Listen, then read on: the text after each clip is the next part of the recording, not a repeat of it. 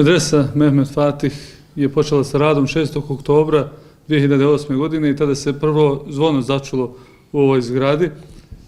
Značajne donacije su uputili mnogi muslimani širom svijeta, od Islamske banke za razvoj Rabite do najznačajnijih sredstava koje su uložili braća Turci preko TIKE, državne organizacije za međunarodnu saradnju i razvoj. Eto, na samom početku želim da izrazim dobrodošlicu vama kao televiziji što ste došli da vidite, da zabilježite kamerom naš rad, a također želim i da poselamim sve Turke i u Turskoj i gdje god da se nalaze širom dunjaluka. Ono što je jako važno da se spomene jeste da zadnja medresa koja je prestala sa radom, ona je prestala prije tačno 100 godina nakon što će se otvoriti medresa Mehmet Fatih. 1912. godine je prestala zadnja medresa sa radom ovdje u Crnoj Gori i nakon 100 godina mi ćemo organizovati prvu akademiju maturanata ove medrese. Ono što je također važno spomena jeste da taj početak rada ovdje u medresi značajno je pomogla TIKA, Turska organizacija za međunarodnu saradnju i razvoj, i mi smo im na tome jako zahvalni. Posebno je bitan taj početak kada su nam bile potrebne ta značajna financijska sredstva da bi stali na noge koje nam odgovaraju, da bi to krenulo kako treba. Ona je izgrađena da izgrađuje mlade ljude. Ona je kapija znanja i plemenitog odgoja. I ovo nije obična vjerska škola, ovo je svojevrstan islamski centar gdje se sva dešavanja i u vjerskom i kulturnom životu muslimana ovdje u Crnoj Gori dešavaju uglavnom u ovoj zgradi, ili ljudi koji rade, koji su poštenici u medresi i sudjeluju u organizaciji vjerskog i kulturnog života. I još jedna specifičnost, kao i svaka medresa, ima svoj konvikt, svoj internat, i ovo nije škola, ja često imam običaj reći, koja se pohađa, već škola u kojoj se živi. I ovo je škola od puberteta pa do identiteta. Tako da pokušavamo da izgradimo te mlade ljude koji će sutra voljeti svijet, koji će voljeti ljude bez obzira na sve različitosti. Doživljavamo te različitosti u državi u kojoj živimo kao bogatstvo, a ne kao prepreka za komunikaciju i za napredak. Mi smo počeli sa 64 učenika 2008. godine, sada imamo preko 300 učenika, tako da je više djevojčica od dječaka. Imamo također jedno istureno odjeljenje u Rožajama, žensko odjeljenje medrese Mehmet Fatih. Nastojimo svaki dan da im obezbijedimo što bolje uslove ovdje i za rad i za učenje.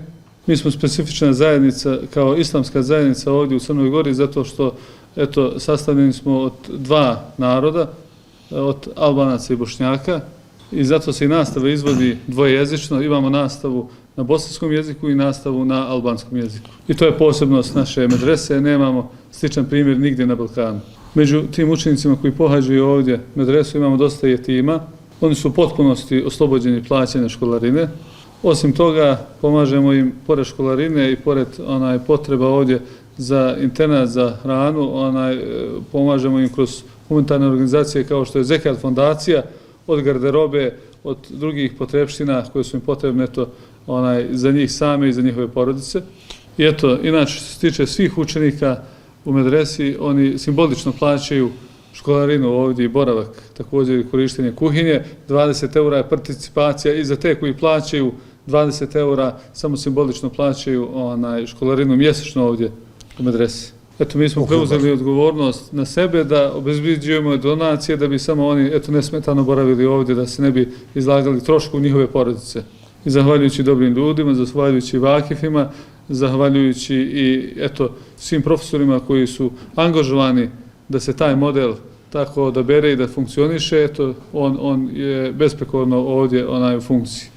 Samim otvaranjem medrese Mehmet Fatih ovdje u Podgorici značajno se je otoplila klima u samoj Crnoj Gori i u tom vjerskom životu. Mi smo bili u nekom nezavidnom položaju i infrastrukturno i kadrovski na polju duhovnosti prije same medrese, prije nego što je ona počela sa radom.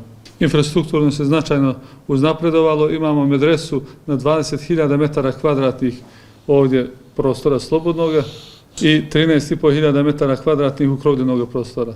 Od toga kompleks čine 2 internata, 2 konvikta, muški i ženski, i 5. zgrada koja je u izgradnji, škola Hifsa. Što se tiče infrastrukture, tu je značajan napredak ne samo u Podgorici, nego širom naše Crne Gore, od džamija, od drugih vjerskih objekata koji su sagrađeni, da bi te džamije mogle nesmetano da funkcionišu, a također i pored infrastrukture imamo značajan napredak i u samom obrazovanju mladih kadrova. Imamo i značajan broj svršenika ove medrese na studijama u Istanbulu, u Ankari, Konji. I željno ih čekujemo da se vrate ovamo, da pojačaju i našu kadrovsku strukturu. Posebno nam je bitno da se vrate sa islamskih fakulteta iz Turske ili iz Bosne, jer to razumijevanje islama i tumačenje islama najviše odgovara muslimanima ovog podneblja. I na kraju duhovnost. Bili smo u tom nezavidnom položaju kada je u pitanju duhovnost. Pokušavamo tu tradiciju koja je prekinuta 100 godina da je nadoknadimo, da je nadomjestimo, da dopunimo sve to i da, inšala, nakon izgrađene ove infrastrukture, da je izgradimo i čovjeka. Nakon izgradnje ovih infrastrukturnih projekata, sad smo fokusirani na izgradnji insanijeta kod džemata.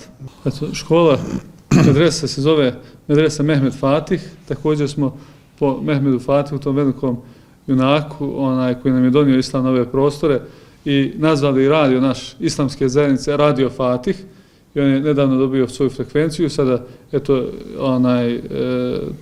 program, radijsku šemu smo sad ovih dana izrađujemo, tako da će ubrzo biti, i početak emitovanja tog programa našeg.